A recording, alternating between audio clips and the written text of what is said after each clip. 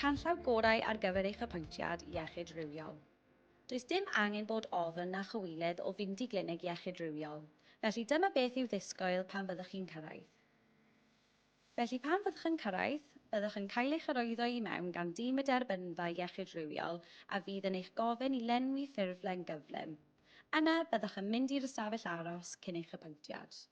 Yna bydd un o tîm iechyd rywiol cyfeillgar yn eich galw i mewn ar gyfer eich apwyntiad.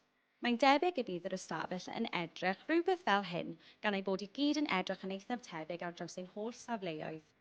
Ac yna byddwch yn cael sgwrs gyda'r meddyg neu'r nyrs yn eich apwyntiad a chael yr holl gefnogaeth sydd ei angen arnoch ar beth bynnag ydaethwch chi mewn amdano. Dulliau atal cenhedlu, neu brofi SDI, neu unrhyw beth arall ynghylch iechyd rywiol. Mae'r tîm yn gyfeillgar iawn ac mae'n hawdd iawn ar ôl i chi gyrraedd, felly gwnewch yn siŵr eich bod chi'n trefnu eich apwyntiad yn eich lleoliad agosaf.